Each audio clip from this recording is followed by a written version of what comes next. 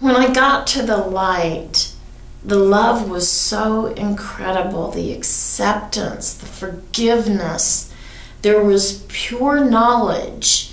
I knew everything, and I knew everything was going to be okay.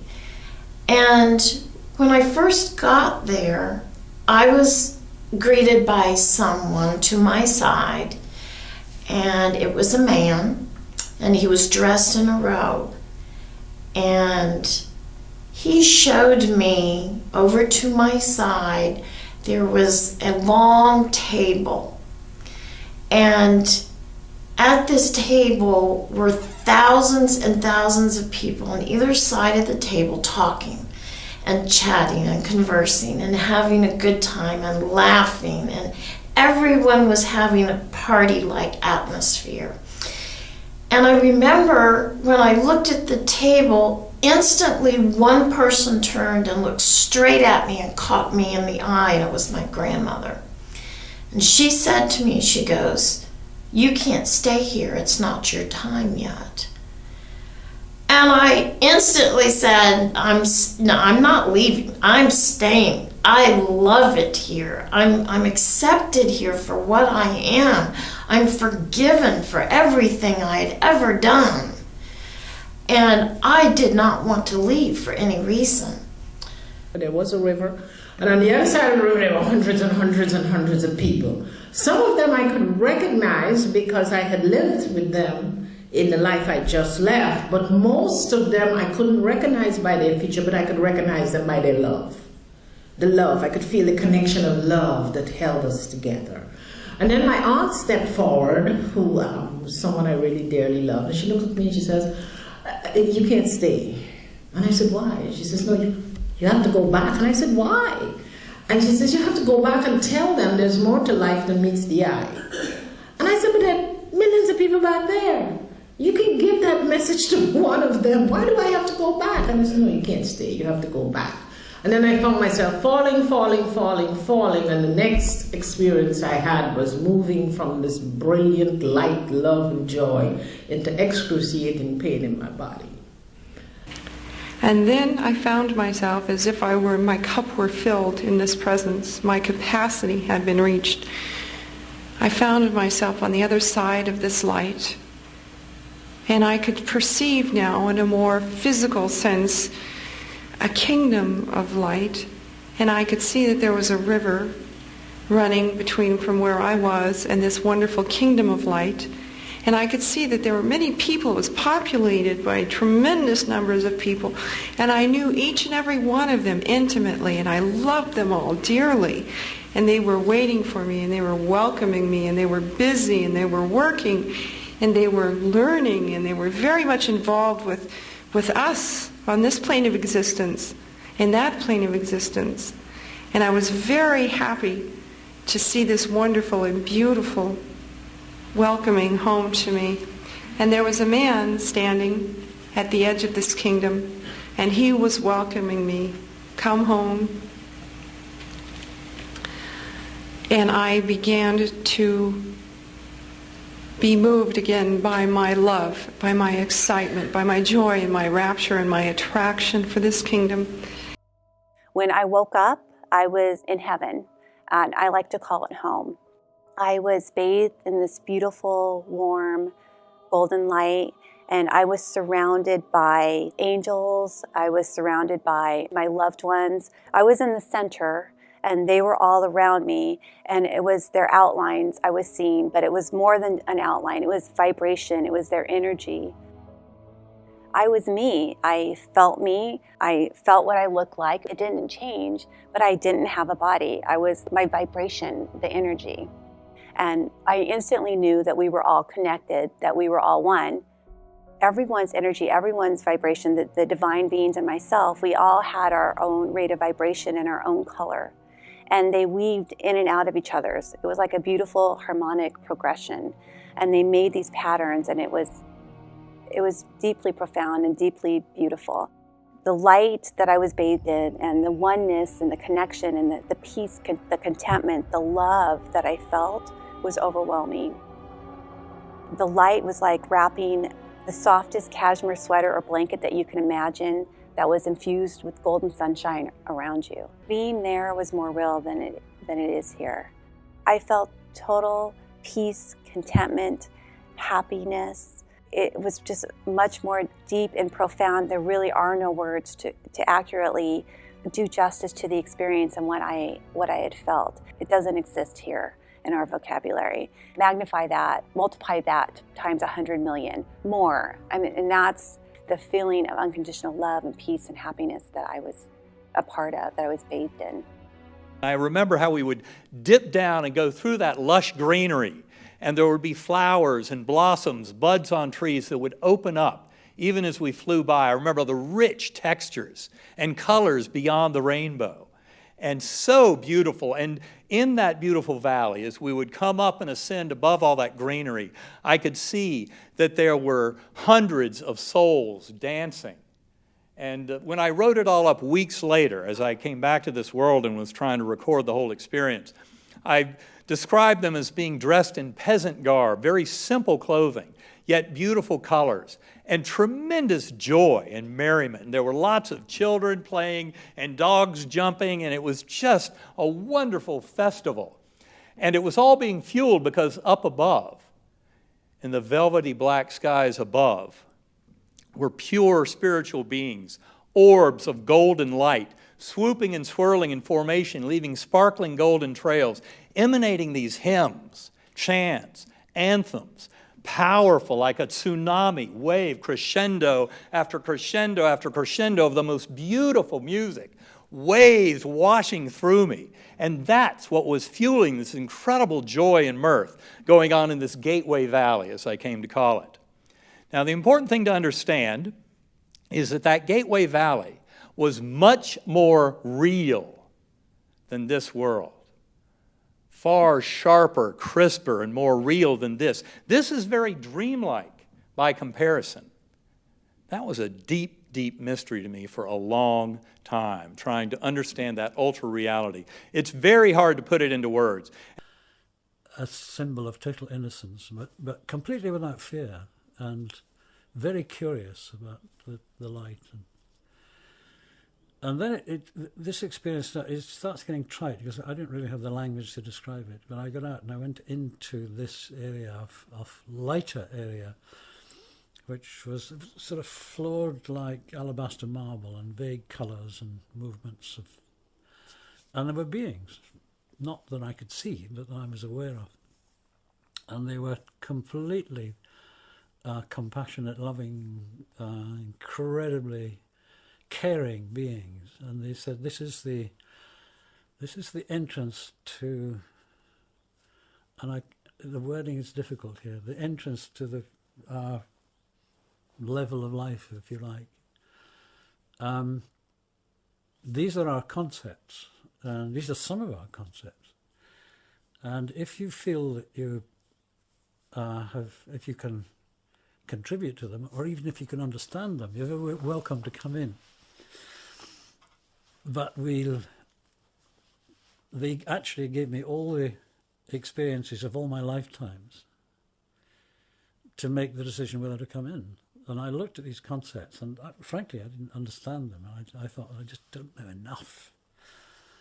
And I said to these, not said, but communicated to these amazing beings, I think I ought to go back. And then I was aware for the first time of the huge humour that's in the universe, and there was a sort of chuckle of appreciation. And the voices in unison said, we think you should. My spirit peeled off of my body, and then as I felt my body sink with the current, I was free. I was greeted by a group of the most joyous spirits. And these were spirits that I couldn't identify as, oh gee, there's my father or my babysitter. Because each of these spirits were more than just that one person. All colors in one at the same time. And they were so filled with love. And that's true of everything having to do with heaven, and every angel I talked to. There's this all-encompassing sense of love and joy. So they greeted me, and we communicated, although not in English, not with our mouths. It was a form of communication that made me truly, truly understand how God can speak to people of different languages, and everyone understands them in their own language. And so we traveled down this path, and we didn't walk with our feet. We just moved, and we just traveled. And we traveled into an area where there was a giant field of sorts that again was beautiful, but it was all colors, and the sense of beauty was very intense. And there was this large dome, and that, again, it doesn't sound quite right when I describe it in words, but a dome that was brilliant. And that word is very overused, but it was shimmering and brilliant and beautiful and exploding with love. And I was excited. I had already been reassured that my family would be fine.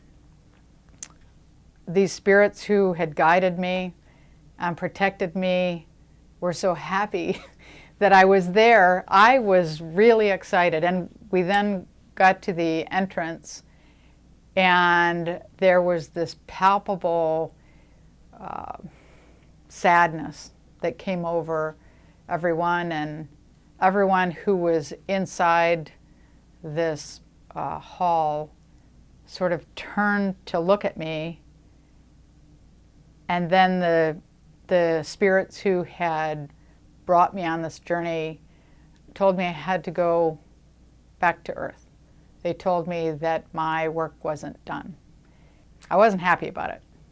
But after being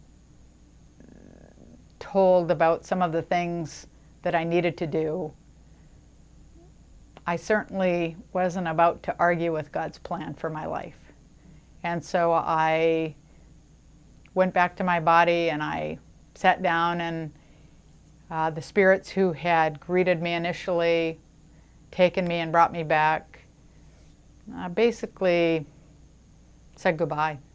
And then I lied down, and I was reunited with my body, and that began the next part of the journey.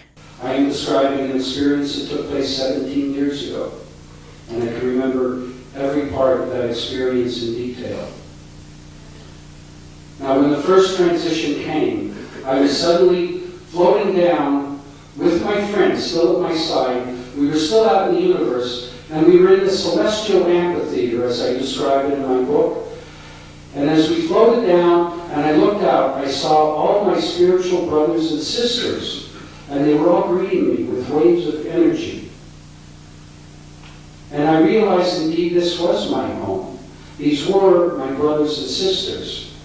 And when I looked up to the right side, very close to me, I saw family members and friends and loved ones who had passed on before me. And they greeted me more closely. And indeed, this was my home. These were my spiritual brothers and sisters. This was the perfect family that I had always longed for in my life. The experience was like being at every birth, every birthday, every graduation ceremony, every wedding, every reunion, every celebration in a perfect family, because that's where I was, and that's what I was experiencing. The last thing I remember was pulling him down to me and saying, "I'm not going to be fine. I'm dying and you need to take really good care of the kids. I literally felt myself leave my body. I felt myself turn around and look at myself laying there on the table. I could see my husband holding my hand. I could see the nurse standing at the door hollering stuff out for the doctors and people to do stuff out there. I left the room and I saw my sister on the phone in the lobby. I did see the light and I went towards the light. It was at the corner of the room and I turned around and I went towards the light and I walked down this long hall. There were these two male figures that were in this back of this hall that I was trying to get to. And one of them saw me first. He was huge, very, very tall. And he turned around and looked at me and said, "What are you doing here?" And the other guy turned around and looked at me and said, "It's not your time right now. Go back." And immediately I went back. I heard the beepings going on. I heard all that stuff happening. And I knew that that I had just basically knocked on the doors of heaven and returned. And the doctor turned around to me and said, "Look, your family are here. Would you like to see them?" I said, "Yeah, just send them through." And of course, they were really distraught. My mother was in tears. And it was pretty much around that time while they were all stood around that I left my body. The trauma was just so much, and it just felt like that, and the pain was just so overwhelming that I didn't know how much more I could take. And then I suddenly went from this high tense atmosphere to a really beautiful, calm and relaxing space. Felt like a darkened room, but I wasn't laid on the hospital trolley anymore. I looked around me. I realized that I was laid on like a huge slate rock. It was almost like a huge medieval altar, if you like, but it felt comfortable to lie on, despite the fact that I was no longer clothed. You know, I felt comfortable laying on this thing. I looked around me and there were these pulsating colors that were like orbs of light that were slowly flashing around me, and that kept me calm. You know, I figured at that point that, you know, that I hadn't survived and that I was dead. So I pretty much, that was what I knew in myself. But I didn't fight it. I didn't reject it and try and say, no, I'm not ready to go. I looked down to check my body because I'd seen how ripped up it had been from the accident, and everything was fixed. It was back in place. There wasn't even a single scratch or bruise, you know. And I was covered in this blue sheet. It was like a satin or silk sort of texture to it, and it felt really relaxing and calming to have this sheet over me. And the light that was coming off it was like there was a white bright light was reflecting onto this sheet, and this was coming from 3 grids of white light that were above me that had been closing in on me. Light that was coming from these grids was just so intense and beautiful to look at. It felt like it was healing me, like it was a healing light. And then I felt the presence of somebody near me, just at the head of my feet. There was this beautiful androgynous being, you know, neither male nor female in form, wearing just like a very contemporary black t-shirt, very similar to what you're wearing now. You know, there was nothing too ethereal about it or anything, you know, and that I found quite interesting, you know, because I already figured that I'd moved on. I thought this is obviously the place we all go to. Being had this expression on their face that was so, it's like I'd known this person all my life and beyond, and but I felt safe as well. I felt that I was being protected by this being, and there was a lot of love that was emanating from her or him, and felt like we'd known each other throughout the whole of my life and beyond, but I just couldn't figure it out. But I didn't really care because I was in the moment and I didn't really worry about anything anymore. And I remember closing my eyes for a while. Then I sensed again that there was more people, so I opened my eyes again, and there was 2 female forms that had appeared either side of me. The girl to my right was kind of white Caucasian, sort of, I guess, quite European looking, and the girl to my left was more Asian Indian, American Indian, wearing like a more of a traditional dress, I guess. But they both had their hands like slowly sort of like hovering over my body, you know, as if they were healing me, almost like I've never had Reiki healing, but I've seen what it looks like, and I thought that's quite similar to it. The energy that was coming from their hands was just really quite powerful. It felt like an energy of love. This love that was coming was just so powerful. It was just like all the feelings of love that I'd had throughout my life, whether it had been through my mother, my father, my brother, sister, pet cat, or lover, or all those different feelings of love, all kind of condensed into their hands, and it was just great. I didn't actually feel like they were healing my body. I felt like they were healing my soul, and I felt like they were healing all the hurt and the shame and guilt that I've been carrying. It's like all the layers have been literally peeled off me. I figured that I was being prepared for something. I figured that, this is like I'm going on somewhere, and I don't know where, and they're preparing me for this. I did start to think about my family at one point. I mean, I knew how cut up they were about seeing me lay there, that I'd been under a train. They were in complete shock. My mother was in tears, and so I thought they're going to be really upset now because clearly I'm dead, is what I figured. So I lifted my head and tried to look over the side of this huge rock that I was laying on, and because I figured I was up somewhere, so I figured I'd probably see them. So I looked over the side of this huge rock, and I couldn't actually see them at all. But what I did see was this beautiful sight. It was like an amazing waterfall of stars. It was like looking at something. I've never been to Niagara, but I guess it was that vast. It was like millions of stars just slowly cascading over the edge instead of water. And these stars were just sparkling beautifully, and it was a very awe-inspiring sight. And I thought, wow, look at this. And I looked, there were shooting stars that seemed to be falling through the middle. As I looked down, I could see into one galaxy and then into another, and it just kept continuing into the abyss, basically. And I knew at this point that I wasn't in a darkened small room at all, that I first figured that I was actually in the universe itself, and I felt the presence of the universe and the power of it and the energy. So as I turned back over, I remember laying there. I felt another presence, but this wasn't really like the presence of people. This was something else. I felt all the energy that I was talking about, the healing energy of love, was now turned up. It was like somebody had turned the dial up hugely, and just ahead of me was this tunnel of white light. It was amazing. It was coming towards me, and there was this powerful energy coming from the middle. Again, it was the same white light that I'd seen above me, but it was huge. The tunnel was surrounded by these flames that were slowly like circulating around the edge of the actual light itself, which normally would be quite sort of terrifying to look at because it was pretty huge. But for me, it was just, again, I got no sense of worry.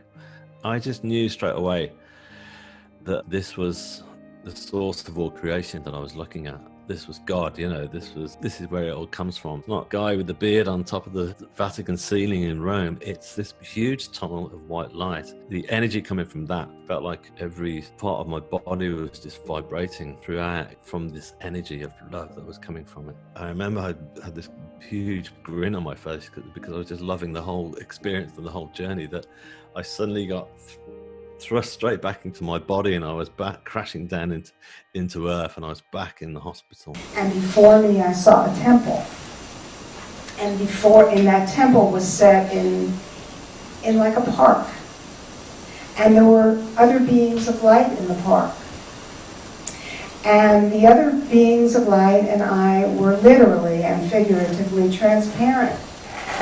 We knew each other's hearts, we knew each other's minds. We were one with each other, and we were separate. After I was bathing in the light for a while and really soaking that up and starting to feel really good, I did start to notice what I think were other souls coming in around me.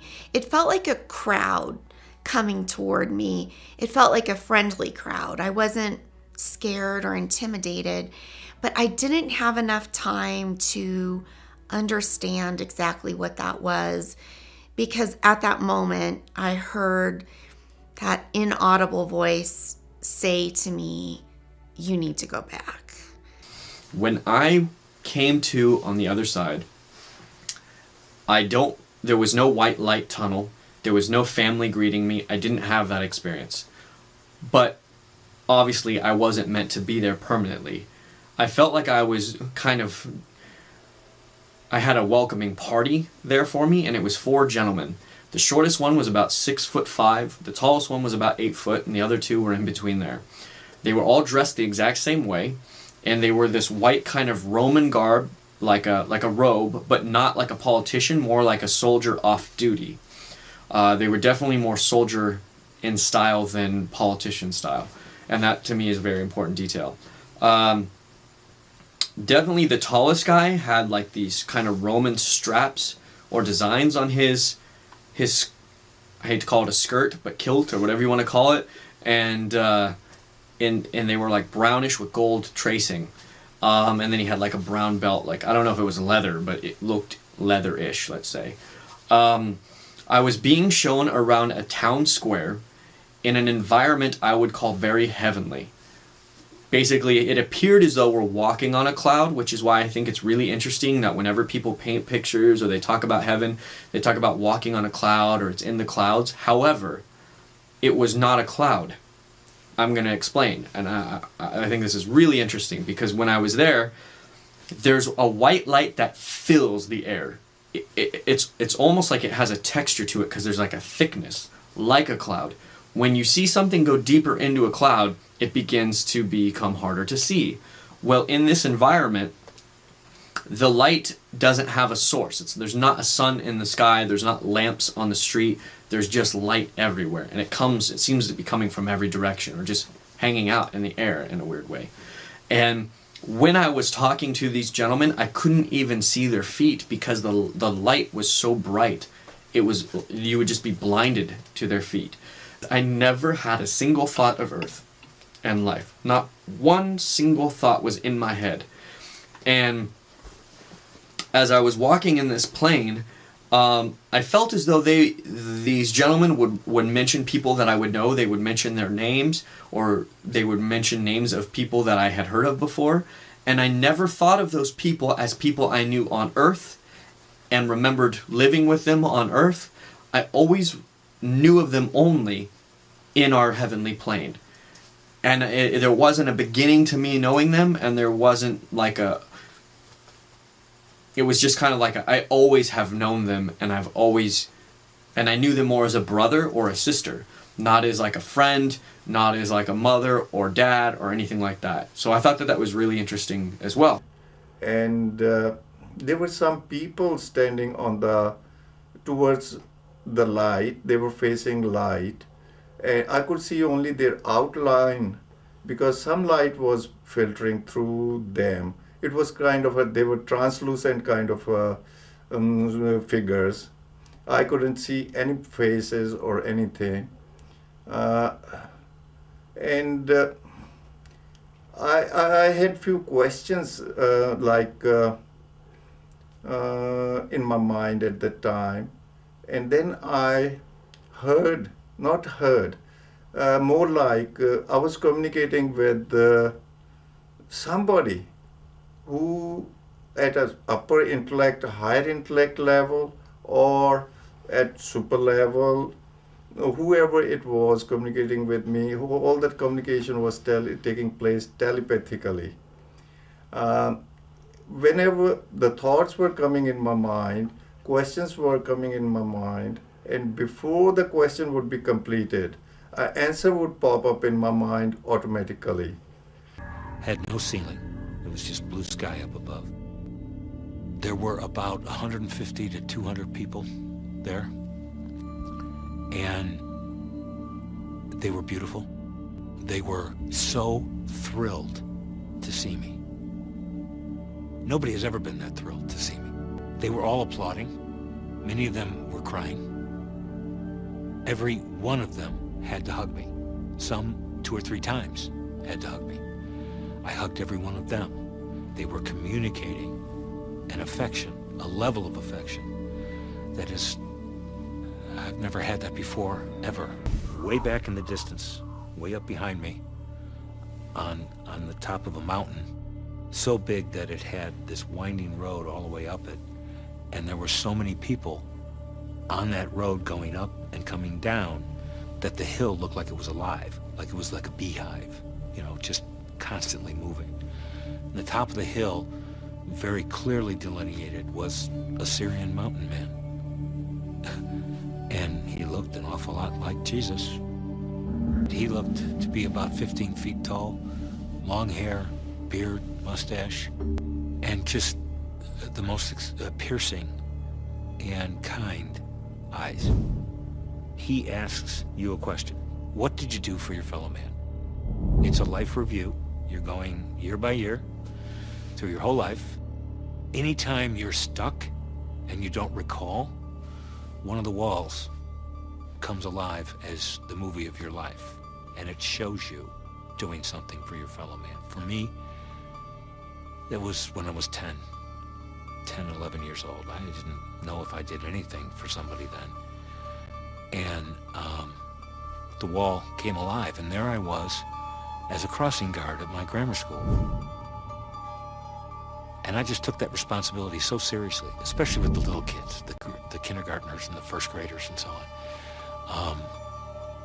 And according to wherever I was, I call it paradise, but that was what I did for my fellow man when I was 10. I also heard Gabe on 2 occasions say to me, all I can tell you, Chris, is you got more work to do.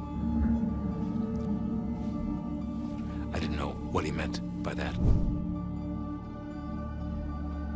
There started to be this chorus of women who were singing and saying, can we bring Ebe out? My mother's name was Elizabeth, and I gotta believe she's Ebe in heaven. My mom was a fabulous homemaker. She had an empathic knowing of what was going on in my life, in my heart, in my soul, every day of my life. I would have been so excited to have seen her with her smile and her love and her affection. The singing was a chant. It was like a Gregorian chant. It was rising and falling with the same request over and over again. Now, can we bring Ebe out now? Oh, God, I was shaking. I was just wishing so much that would happen. They were told no by the guy in the mountain. He very clearly said no. There was this magnificent garden, and it was, and I was kind of like, okay, and how did we get here? And what is this? But I was just in the wow factor because the colors were so beautiful, and there were flowers everywhere, and I heard birds, and there were animals, and there was a stream, and that stream sparkled like diamonds. The water was blue, and it was so beautiful. Just at the entrance, all of this was just at the entrance of the garden, this magnificent beauty. And 2 men appeared and came to greet me. And at first I thought they were angels. They had this ivory linen clothing. They were wearing ivory linen, and it was a tightly woven, like a herringbone weave. And I don't know why the weave stuck out, but it was like the weave jumped off their shirt and was right here in my face, right here. Look at this pattern. This pattern means something. I don't know what it meant, but that's exactly what it was. I first thought they were angels. They were young men about between 25 and 30. And they looked like they'd been out on the beach all day. They were glowing. They were beautiful. Their hair was a darker blonde, curly, and had this color running through it, highlights. And when they smiled, it was like, I know who you are. These were my 2 brothers who had died when they were babies. And now they were fully grown men. And they looked just like my dad when my dad was a young man. When they smiled, it was like, oh my gosh, and we just had this wonderful family reunion. It was just amazing. I kept telling them, Dad would be so proud of you. Dad's going to be really proud of you. They were so beautiful. But all I can remember is their gorgeous smiles. They're absolutely beautiful smiles. And they were smiling from ear to ear constantly. And I was like, gosh, you look just like Dad. And I couldn't get over it. And it was like, I'm so happy to see you, and I remember you, and I know you, and you know me, and that kind of thing. Michael got on one side of me, and Stephen got on the other side of me, and we walked a little bit further into the garden. And as we did that, that huge loving presence that was with us got behind me. So it was like the three of us with this big, huge loving presence behind me. And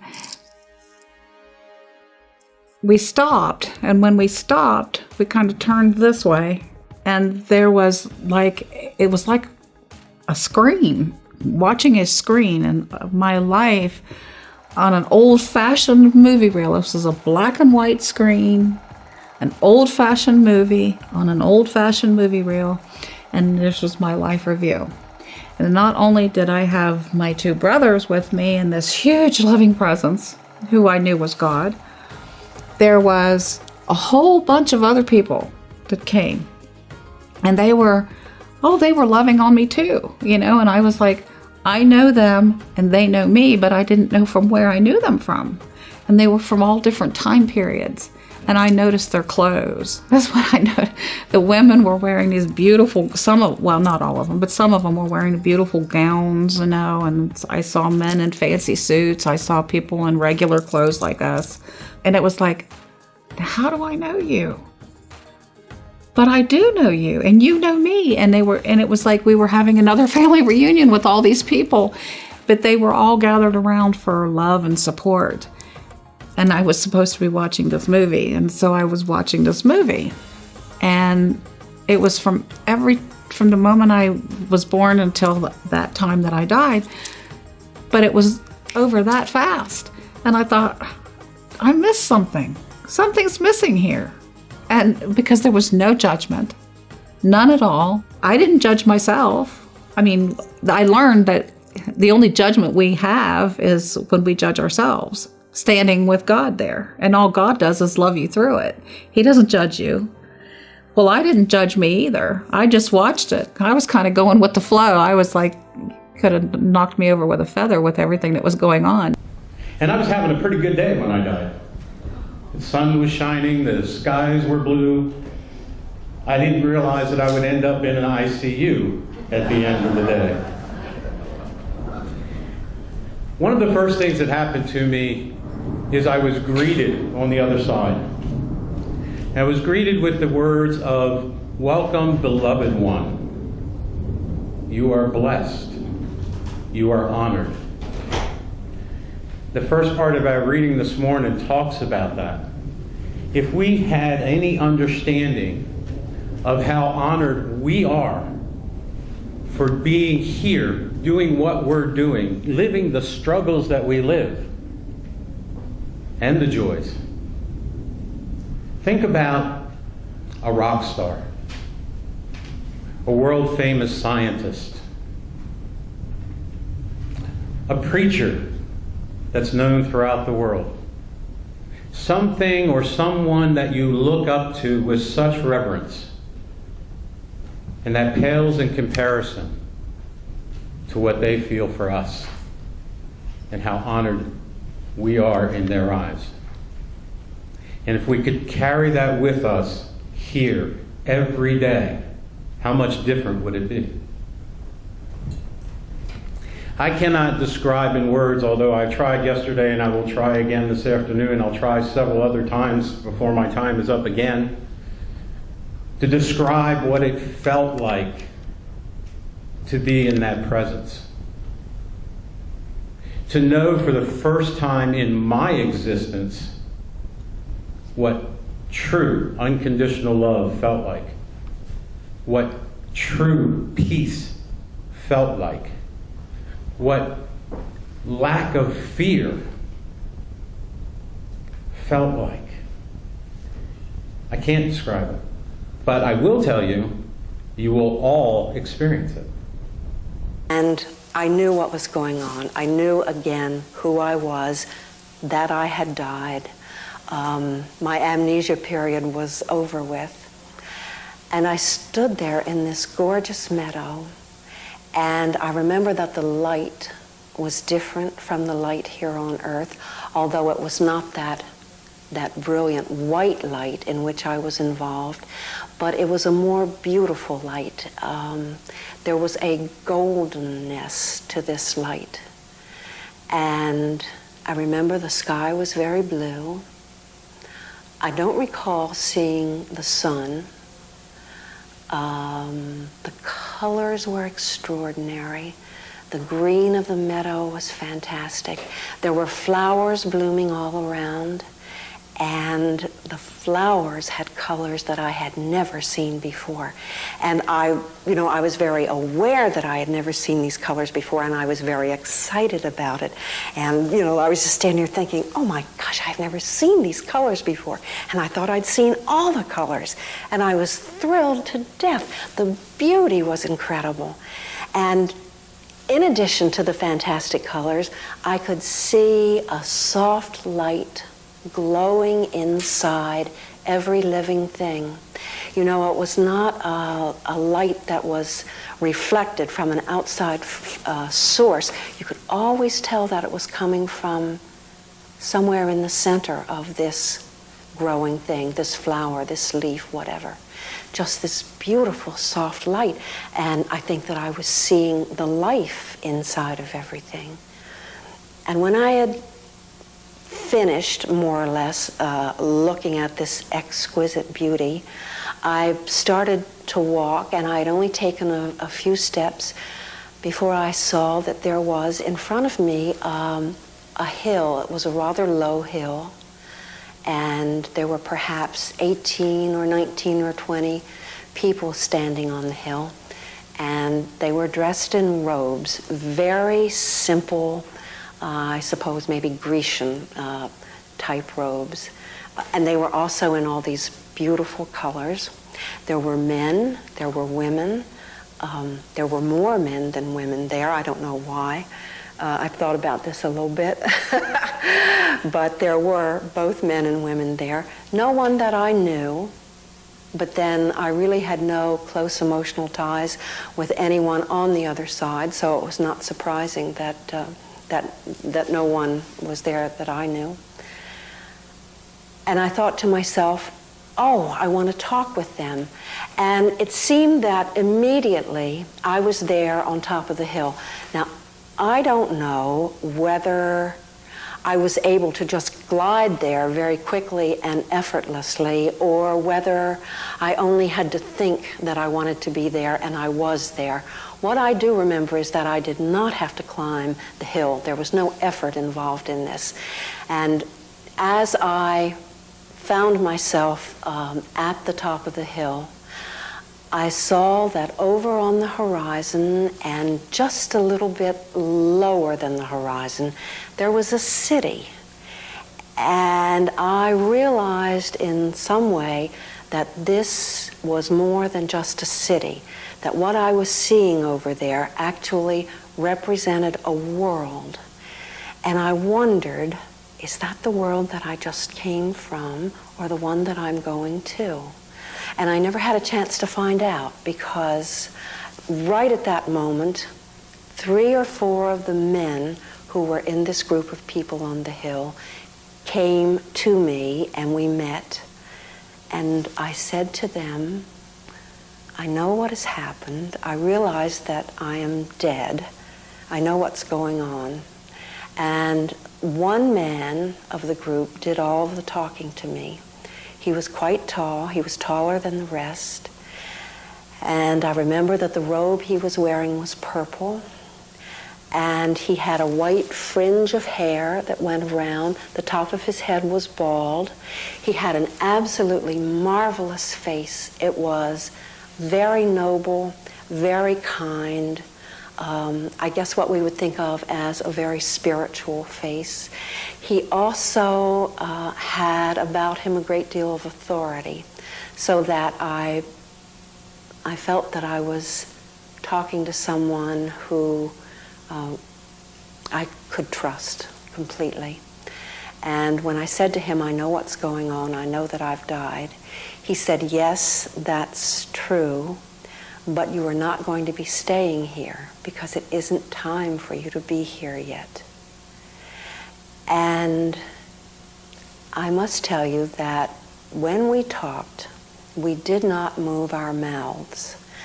I can remember that I only had to have the impulse that contained the things that I wanted to say. And he immediately would get that and answer me. And even though he was not moving his mouth when he talked with me, I could hear the sound of his voice in my inner ear. I know what he sounded like. So it was a mental transmission, and yet I could hear what he sounded like. For a long, long time, I could remember the sound of his voice. And I said to him again then, everything that has happened to me since I crossed over is so beautiful. Everything is so perfect. What about my sins? And he said, there are no sins, not the way you think of them on earth. He said, the only thing that has any meaning here is what you think. And then he asked me a question. He said, what is in your heart? And in some incredible way that I don't understand at all, I was enabled to look deeply inside myself, really into the very core of me, into my essence. And I saw that what was there was love and nothing else. My core was perfect love, loving perfection. I had complete love and acceptance for everything. I saw my own gentleness, tenderness, harmlessness. I simply was perfect and loving. And I said to him, of course. And I had the feeling that I was connecting with knowledge that I had known before. And I wondered, how on earth did I ever forget anything that important? I have known that. And then I said, can you tell me what everything is all about? The whole world, everything. And he said, yes. And he told me, and it took maybe 3 sentences at the most. It was so simple. I understood that immediately.